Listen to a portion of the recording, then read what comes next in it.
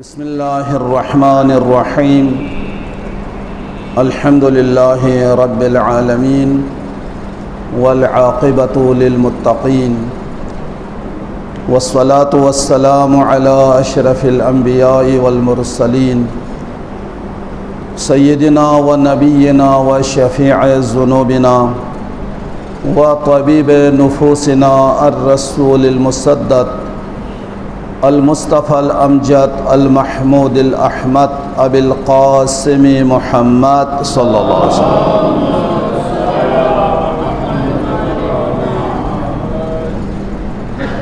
واللعنة الدائمة الأبدية على أعدائهم وغاصب حقوقهم ومنكر فضائلهم من الآن إلى قيام يوم الدين.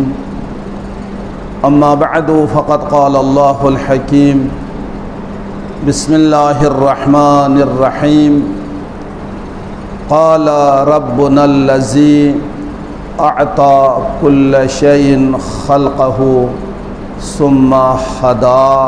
صلوات پڑھیں.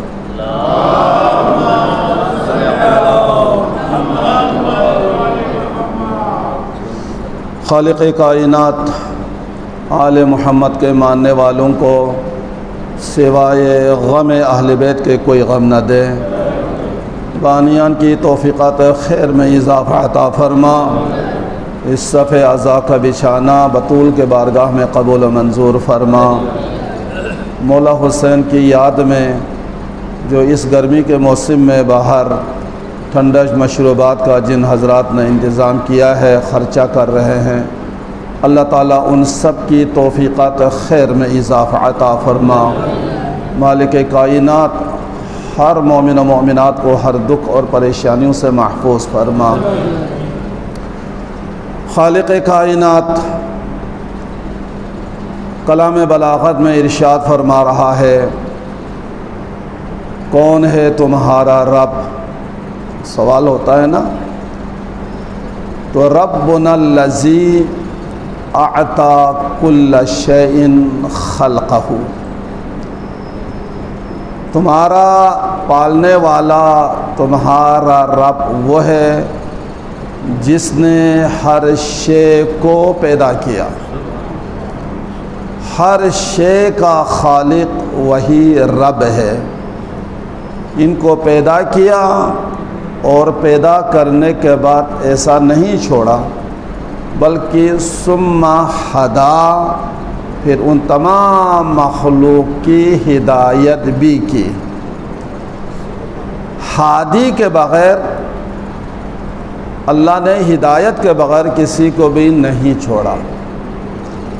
لیکن ہدایت دو قسم کے ہے. ایک ہدایت بالواسطہ ہے اور ایک ہدایت بلا واسطہ ہے. اللہ نے اپنے کثیر مخلوق کو پیدا کر کے ہر مخلوق کی ہدایت کا بندوبست خود فرمایا.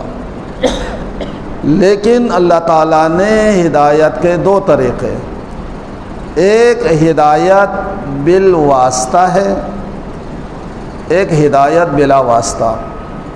بالواسطہ جیسے ہم انسانوں کے لیے ہدایت، ہمارے لیے ہادی کی ضرورت ہے. اگر ہادی نہ ہو تو ہم بے ہدایت کے رہیں گے. ہمارے لیے ہادی کی ضرورت ہے. انسان ہو، جنات ہو، ملائک ہو، ان کے لیے ہادی کی ضرورت ہے. باقی کثیر مخلوق کی ہدایت اللہ نے ان کے فطرت میں ودیعت کیا ہے.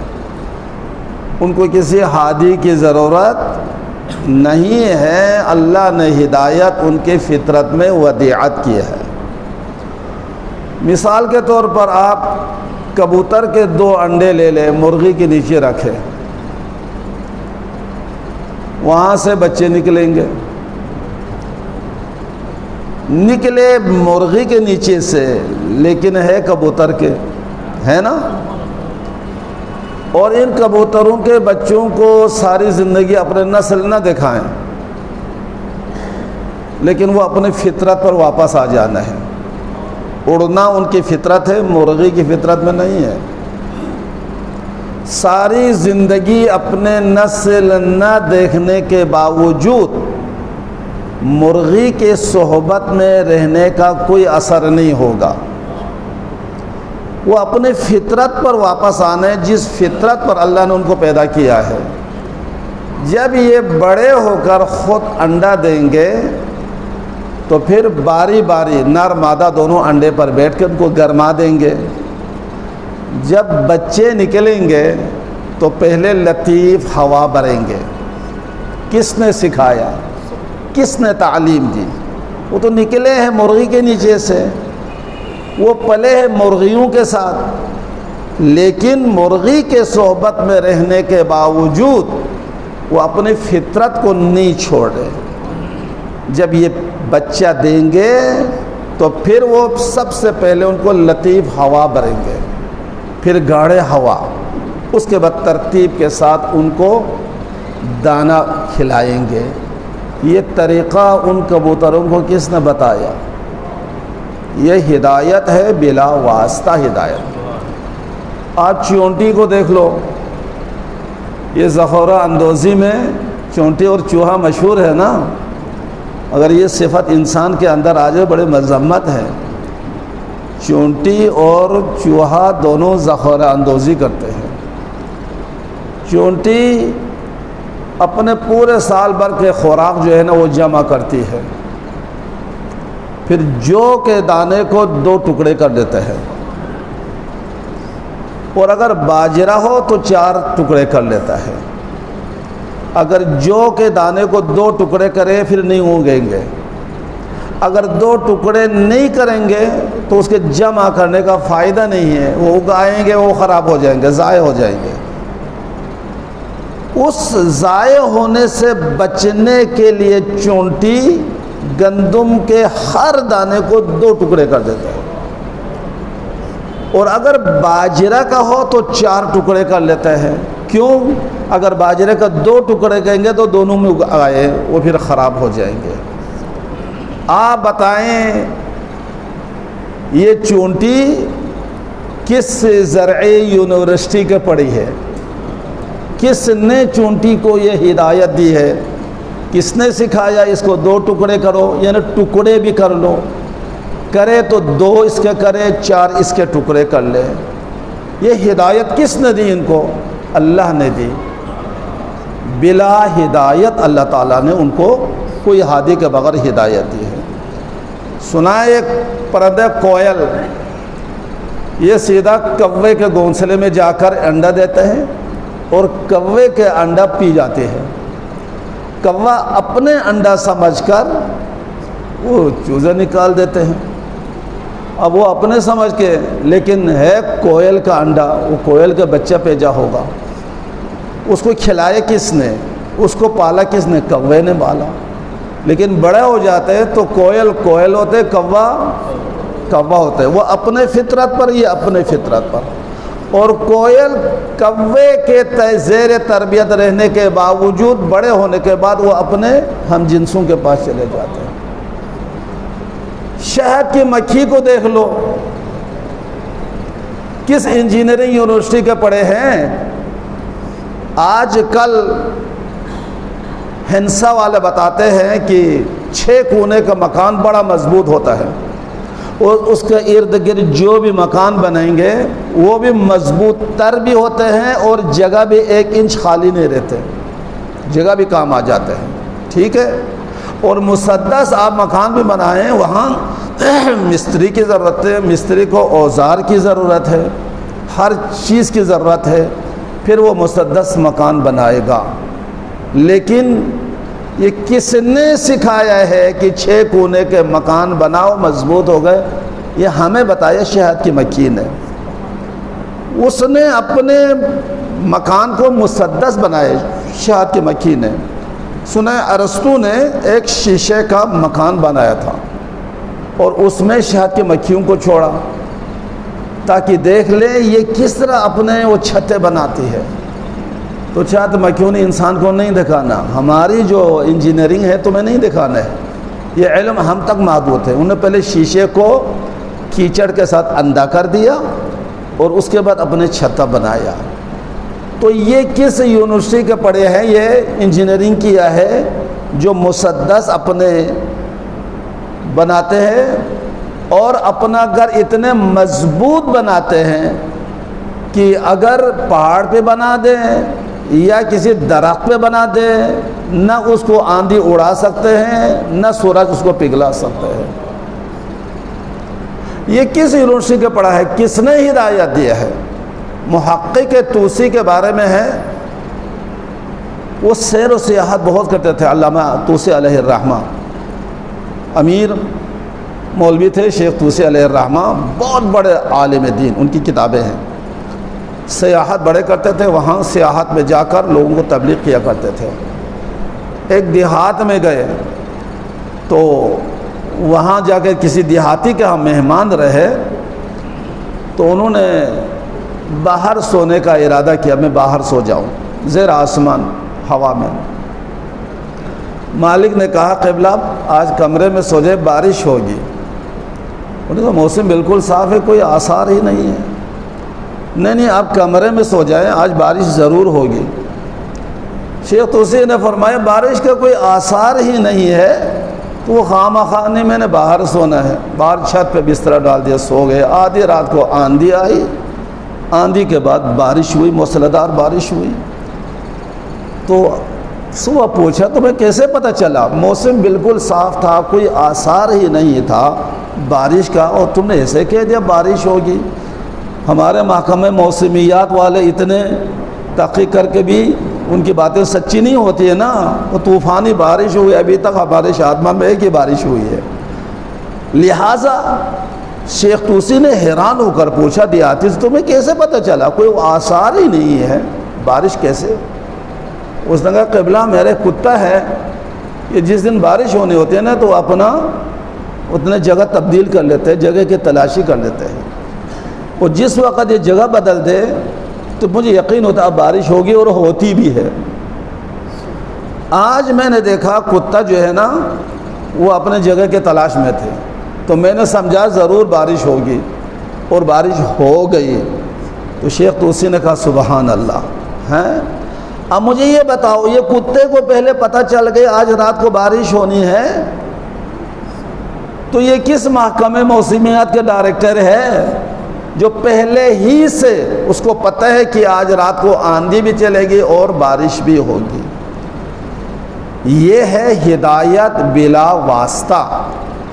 اللہ ان کو ہدایت بلا واسطہ عطا کیا ہوا ہے۔ ایک پرندہ قویل جثہ، ثمرۃ الحیات والے لکھتے ہیں، جس کو مرغ سقا کہتے ہیں، بہت بڑا پرندہ ہے، اور اس کے گلے میں ایک مشکیزہ کی طرح ایک تھیلی ہے۔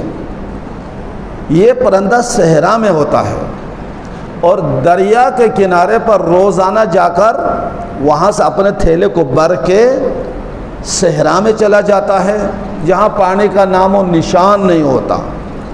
وہاں یہ پرندہ لیٹ جاتا ہے، منہ کھول دیتا ہے۔ صحرائی جتنے پرندے ہوتے ہیں جن کو پانی میسر نہیں ہوتے، وہ آ کے وہاں سے پانی پی کے سیراب ہو جاتا ہے۔ انسان سوچ لے، اس پرندے کو یہ کریمی کا درس کس نے دیا؟ کسی کریم نے دیا ہے نا، کسی کریم نے اس کو یہ ہدایت دی ہے کہ میرے مخلوق جو ہے پیاسے نہ رہے، تو ہی کرم کر، اپنے تھیلے بھر کے صحرا میں جائیں اور ان لاچار پرندوں کو پانی پلائیں، یہ اپنے منہ کھول دیتے ہیں۔ لہٰذا یہ سارے کے سارے جو ہے خداوند عالم جن کو ہدایت دیتا ہے، یہ بلا واسطہ ہدایت دیتا ہے۔ تو جب ایک حقیر سے مخلوقات کو اللہ نے بلا واسطہ ہدایت عطا کر دی ہے، تو کیا اللہ کے وہ معصوم مخلوق جو عصمت کا تاج جن کے سروں پر ہے، کیا ان کے لیے اللہ نے بلا واسطہ ہدایت عطا نہیں کیا ہے؟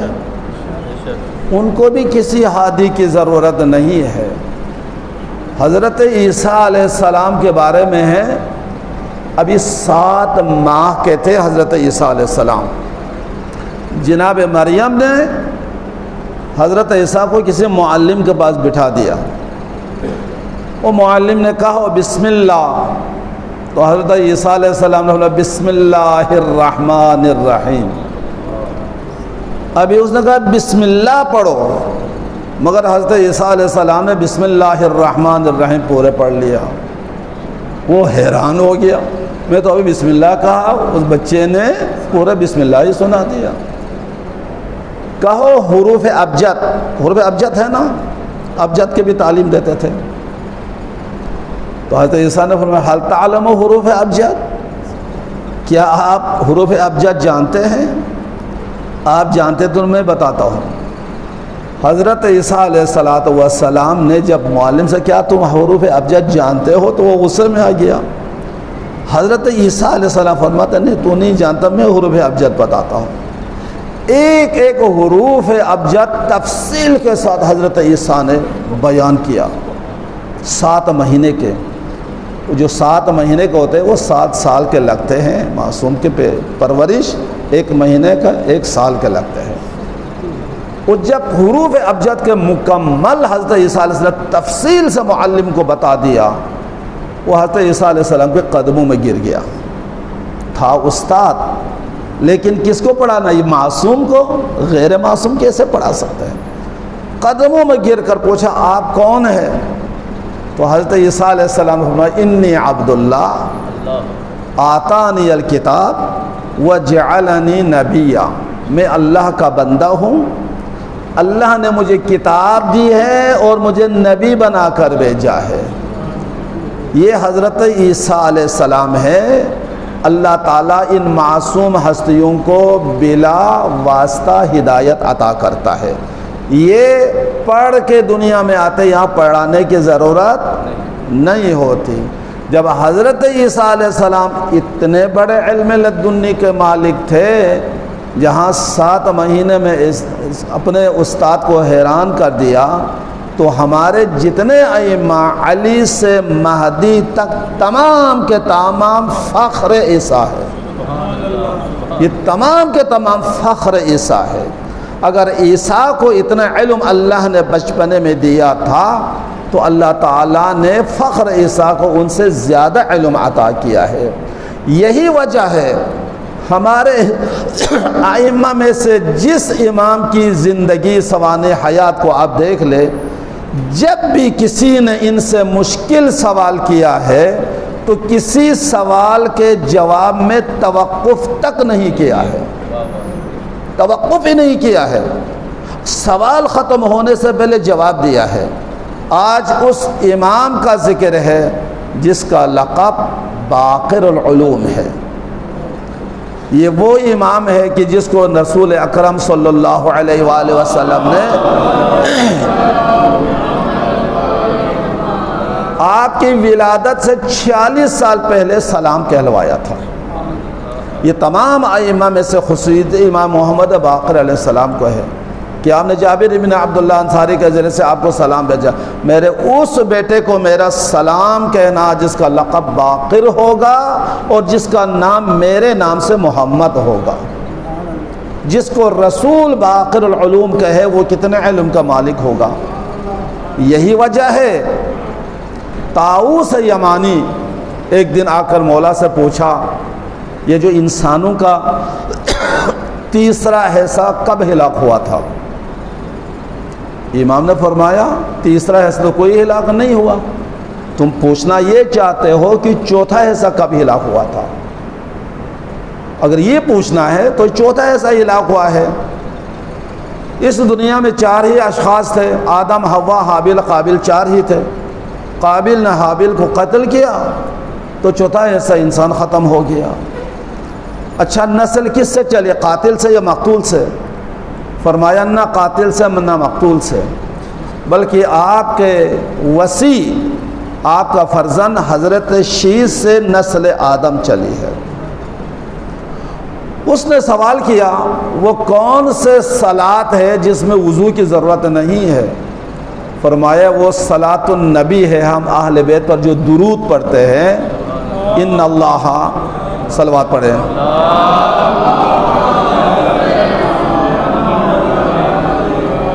ان اللہ وملائکتہ یصلون علی النبی یا ایہا الذین آمنوا صلوا علیہ وسلموا تسلیما.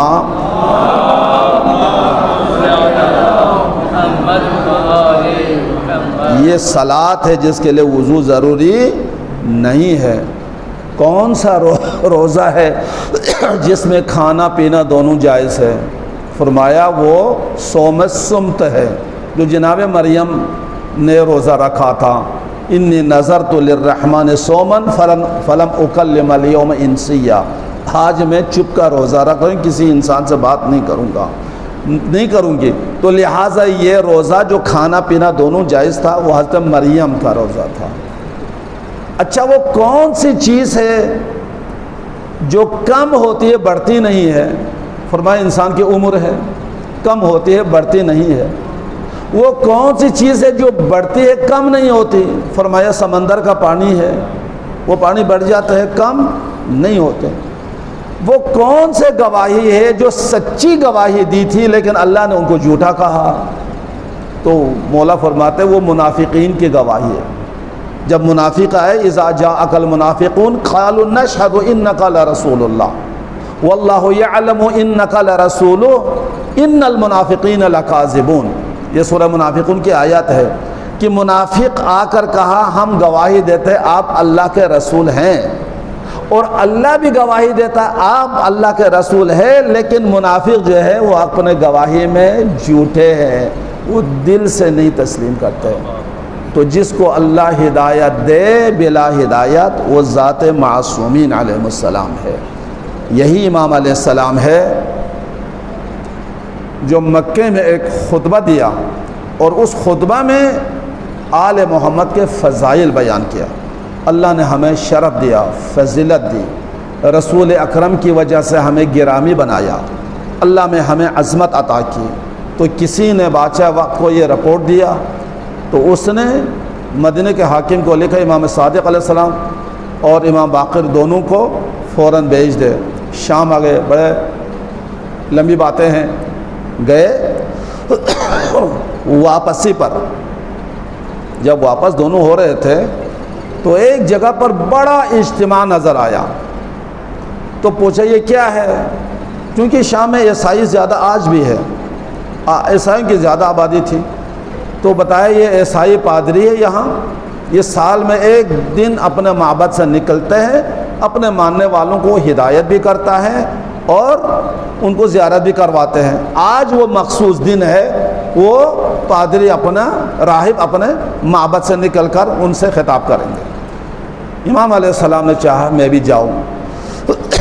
وہاں امام علیہ السلام بیٹھ گئے.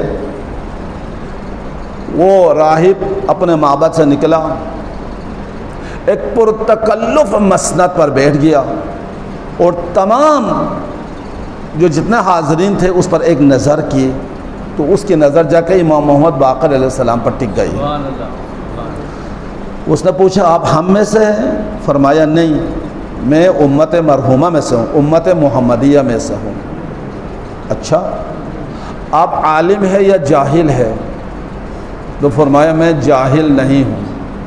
کیا بات ہے, ہاں معصوم کے فرمان میں یہ نہیں فرمایا میں عالم ہوں, بلکہ فرماتا میں جاہل نہیں ہوں.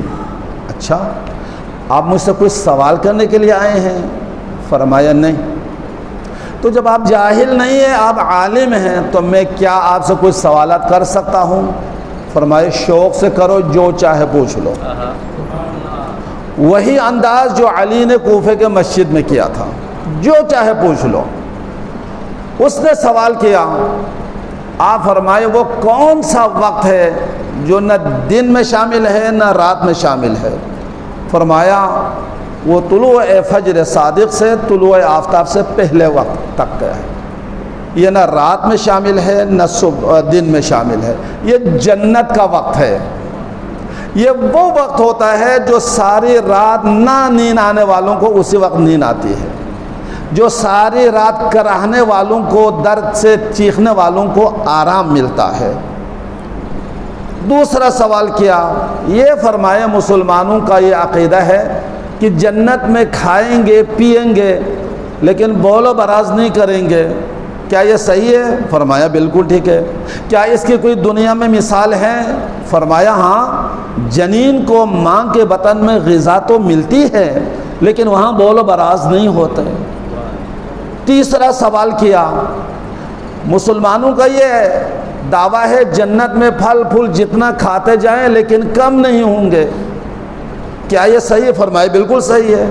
کیا دنیا میں اس کی کوئی مثال ہے؟ امام فرماتے ہیں ہاں، ایک چراغ سے تم ہزاروں چراغ جلاؤ اس کی روشنی میں فرق نہیں پڑے گا۔ اچھا، وہ کون سے دو بھائی ہیں جو ایک ہی دن میں پیدا ہوئے، ایک ہی دن میں دنیا سے گئے؟ تو ایک کی 50 سال عمر تھی، ایک کی 150 سال۔ فرمایا وہ حضرت عزیز اور حضرت عزیر پیغمبر ہے، یہ دونوں بھائی تھے، پیدا ہوئے دونوں اور 30 سال کٹھے رہے۔ 30 سال کے بعد عزیز کو موت آ گئی، 100 سال کے بعد اللہ نے اس نبی کو پھر دوبارہ زندہ کیا اور 20 سال یہ دونوں بھائی کٹھے زندہ رہے اور ایک ہی دن میں دونوں کو موت آئی، تو ایک کی عمر 50 سال، ایک کی 150 سال۔ وہ ایسا ہی حیرت کے سمندر میں ڈوب گیا، اتنا کائنات میں بڑا عالم جو ہر سوال کا جواب اتنے جلدی دے دے اور اتنے عالم ہیں، یہ اپنے مسند سے اٹھ کر امام کے پاس آئے۔ فرمایا آپ کون ہے، آپ کا نام کیا ہے؟ تو امام نے فرمایا میرا نام محمد بن علی بن حسین۔ عیسائی نے پوچھا کیا محمد الرسول اللہ آپ ہیں؟ فرمایا نہیں، وہ میرے جد تھے۔ تو کیا آپ ایلیا کے بیٹے ہیں؟ تو فرمایا ہاں میں ایلیا کا بیٹا ہوں۔ آپ شبر ہے یا شبیر ہے؟ تو فرمایا میں شبیر کا بیٹا ہوں۔ جب امام نے یہ فرمایا تو اس نے ہاتھوں کو آسمان کی طرف کر کے خدا کا شکر ادا کر کے، پروردگارا جس لمحے کہ میں منتظر تھا میں کامیاب ہو گیا، یہ کہہ کر اس مجمع میں اس نے اسلام قبول کیا، کلمہ شہادت زبان پر جاری کیا۔ یہ امام ہے ہمارا، وہ ہادی ہے۔ اور پورے شام میں عیسائیوں میں ہلچل مچ گیا، چاہیے تو یہ تھا حاکم وقت کو خوشی ہوتی، لیکن اس نے الٹا اس کا اثر لیا اور امام کو دوبارہ بلا لیا۔ تو یہ امام ہے، یہ ہادی برحق ہے، وہ ہمارے ہدایت کے لیے اللہ نے بھیجا ہے۔ اس امام کو بے جرم و خطا زہر سے شہید کیا۔ بڑے مظلوم امام ہے، بڑے مظلوم امام۔ باقی ائمہ کو زہر دیا نا، کسی کو انگور میں، کسی کو کھانے میں، کسی کو انار میں، لیکن یہ وہ امام ہے جس کو الگ طریقے سے زہر دیا۔ ایسا انہوں نے قیمتی زین بنوایا اور اس زین میں زہر قاتل جذب کروایا، اور زید بن حسن مثنی جو امام کے دشمن تھے، حاسدوں میں سے تھا، اس نے جا کر حاکم وقت کو کچھ باتیں بتائی تھی۔ وہ زین زید بن حسن مثنی کے ذریعے سے شام سے مدینہ میں بھیجا، یہ امام کو کہہ دے یہ اس پر سوار ہو جائے۔ ایک خط لکھا حاکم مدینہ کو کہ اگر امام علیہ السلام اس زین کو استعمال نہیں کریں گے تو بادشاہ وقت کے تحفے کی اہانت کے جرم میں گرفتار کریں گے۔ وہ زید بن حسن مثنی وہ زین لے کر امام کے پاس آیا اور کہا یہ آپ کو حاکم وقت نے تحفہ بھیجا ہے۔